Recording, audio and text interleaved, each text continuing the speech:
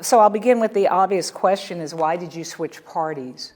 So I left the Republican Party shortly after leaving Congress. I mean, my personal journey, I was a Bush 41 Republican, never kind of good enough Republican for the party. I fought the Tea Party. I fought the direction as Trump was emerging. I just bring a different value set.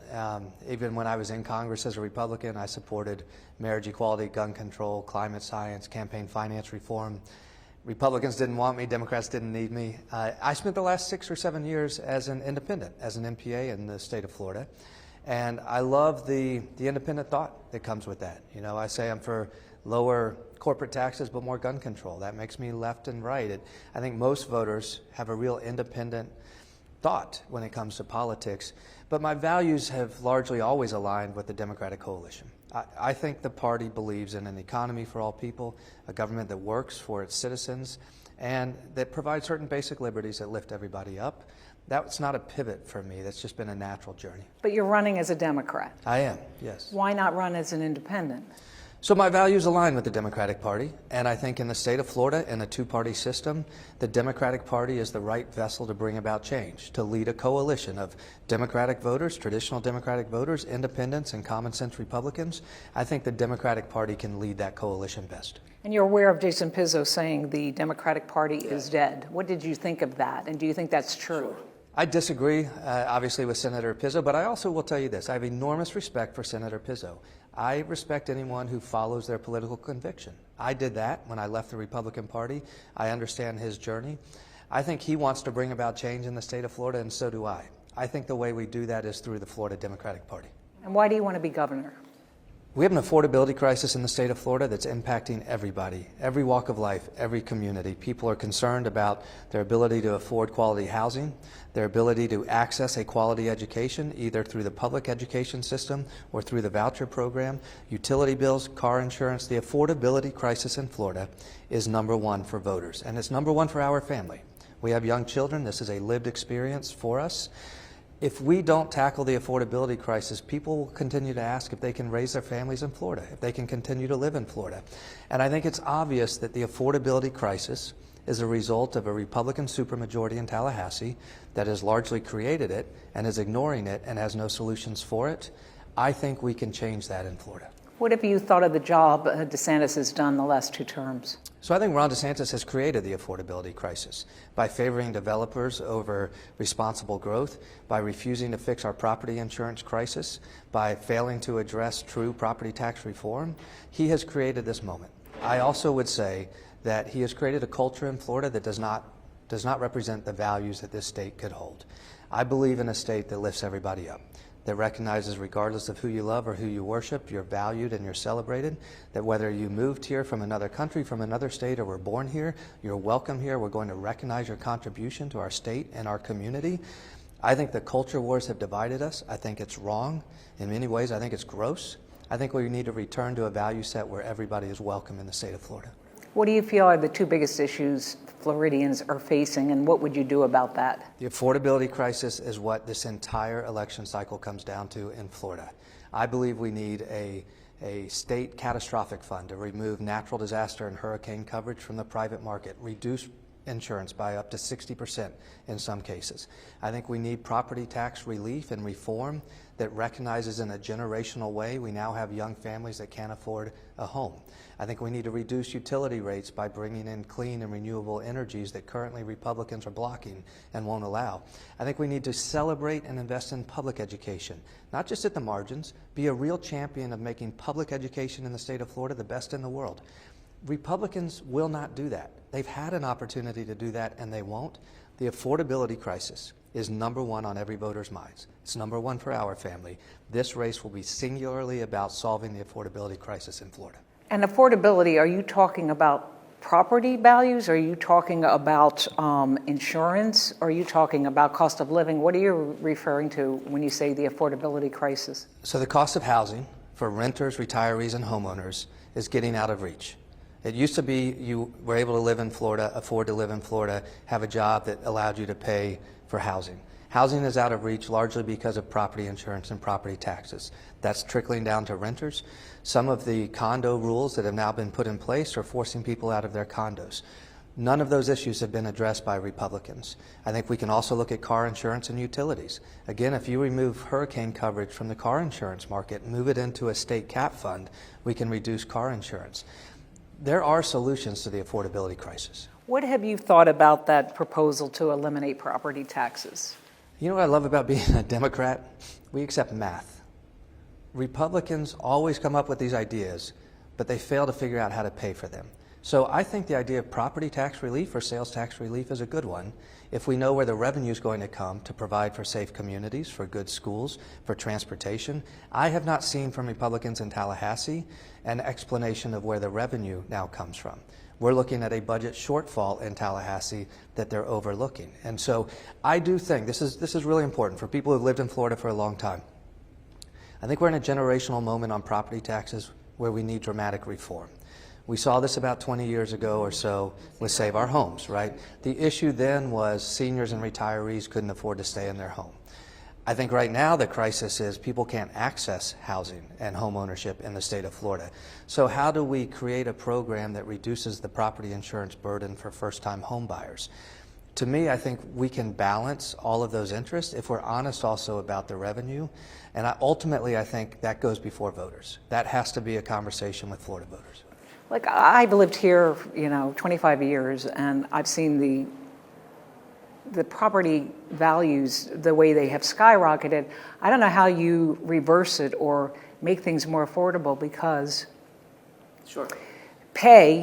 wages have not gone up incrementally compared to that. I mean, really, what could you do about these high costs where a $500,000, what used to be a $500,000 home is now $1.2 million?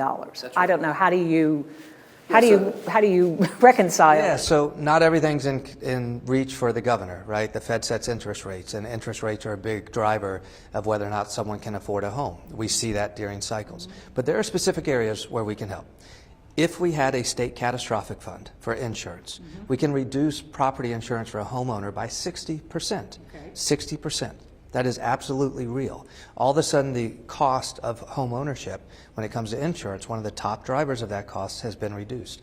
When it comes to property taxes, I do think we should recognize and play with the idea of how do we tax the parcel versus how do we tax the structure. The structure is a depreciating asset.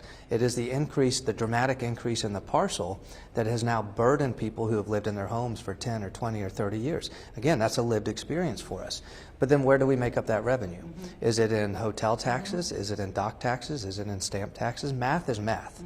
Where Republicans always fail to finish the equation is to ensure that there's still revenue to provide for safe communities and good schools. I don't think it's that hard. I simply don't think it's that hard. So how would you complete the equation then? Where do you make up that money? Sure. So with property insurance, that is an easy one, right? That's a private market solution. We move natural disasters into a state cap fund. We look at real estate transactions, stamp taxes, dock taxes, hotel taxes, whatever it might be.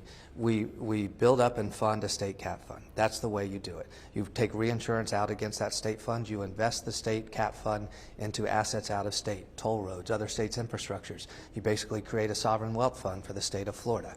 That allows property insurance relief in a dramatic way for people in Florida. On property insurance, look, I'm not afraid to say the goal is to get to a place where we see a rebalancing so that new first-time homeowners have access to housing. I couldn't tell you today exactly what that looks like, but I can tell you that the math works out at the end.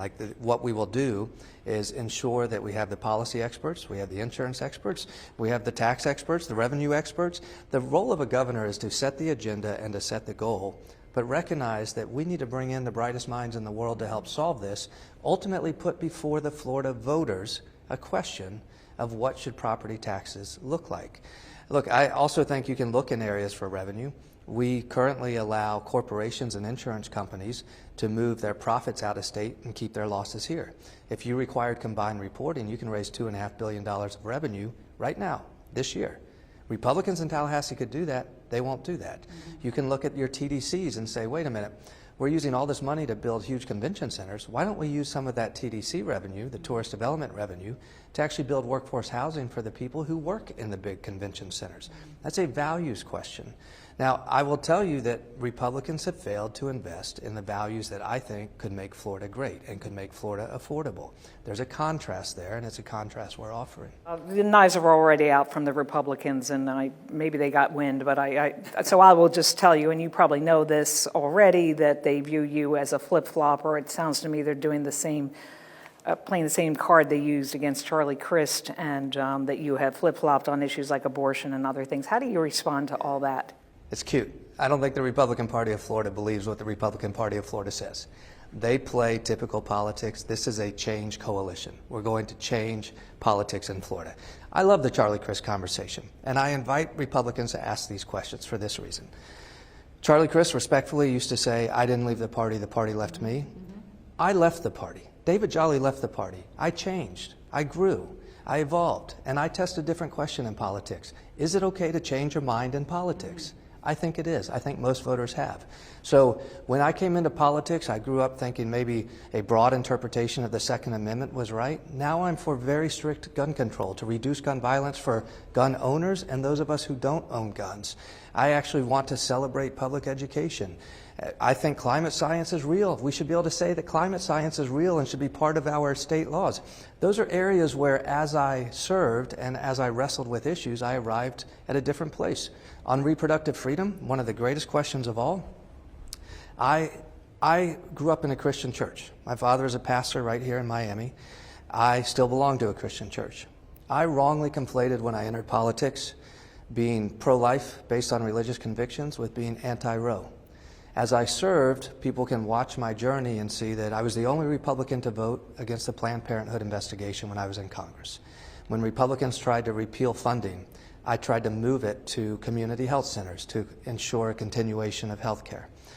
I believe now fully in the codification of the Roe-Casey framework. That's been a journey for me, and particularly in a post-Dobbs environment. I think what the state of Florida has done is wrong. I think voters have said through the amendment process we want to codify the Roe-Casey framework, and I would fight for that. I wasn't there 10 years ago, and that's okay for me to have that conversation with voters. The chattering consulting class in Tallahassee that gets paid to launch attacks on candidates, they're going to keep doing that for the next 16 months. I'm going to keep talking to voters. But the state has shifted from, when I moved here, blue to purple to red. You can't deny the strides Republicans have made. So how are you going to counter that? I believe there are enough Floridians who want change. I've been around the state for 4 months. People know that we're last in teacher pay. People know that gun violence is too high. People know that we're near the bottom in the entire country in affordability. People want change and they want relief. My job is to ensure that they understand we can provide the change you want. Republicans can't. That is my job, to communicate that with voters. I don't believe Republicans can defend where they've gotten us right now. I think there's a Florida where the economy can work for all people. You can worship who you want and love who you want and educate your kids. You know, when Bob Graham used to say the responsibility of government is to provide an education for our kids, to keep our communities safe, to provide for an economy, that's it. Republicans have launched divisive culture wars to try to punch down at people, make us feel like we can't trust our neighbors, make us feel shame for who we are, who we worship, who we love. That's not the Florida that I think we want. That's the case I'm going to make to voters. And finally, what have you learned from your losses? You've had some losses. Yeah, so I lost political losses. I lost my last race because I had been redistricted. But when I got redistricted, it became a district that, as a Republican, I was running where Obama had won by maybe 10 or 11 points. I only lost by about 3.5 points. And what I learned from there is if you are responsive to your community, you're honest, you approach issues thoughtfully, you try to build consensus and compromise, voters respond to that. I have overperformed in every single one of my races. That last redistricting, a lot of people said you shouldn't even try to run. It's unwinnable. We gave it a shot. We made our case. We came up short. That's okay. I think the most important thing is what I've learned in the 10 years since. Because my time in the independent space has allowed me to kind of reject the reflexive partisan dogma that defines our politics and instead just reach for big solutions to big problems. That's where voters are. Where Democrats have come up short, I think, maybe they've been too reflexive with their own dogma, right? Meet voters where they're at. In South Florida, that means condemning the Cuban regime while supporting the Cuban people. It means we're going to support TPS. It means we're going to fight for affordability for all communities, wherever you come from. We're going to fight for the immigrant community, communities of color, and we're going to fight for North Florida as well. we can meet voters where they're at. And my time since leaving office has really oriented me around being responsive to where voters are. That is our lived experience as a family. Do you have a tagline yet? Yes, I do. What's your tagline? Believe. Believe. This is very important. For my wife and I to make this decision, we had to believe that there's a way to win. What I'm asking the Democratic coalition is to believe that we can win. And here's the most beautiful thing. I mean this. We already do. There are enough people in Florida that already believe change is possible. You're going to hear me say that every day between now and next November. Believe that change is within reach, and we'll do it. Thank you so much. Thank you so much. So good talking to you.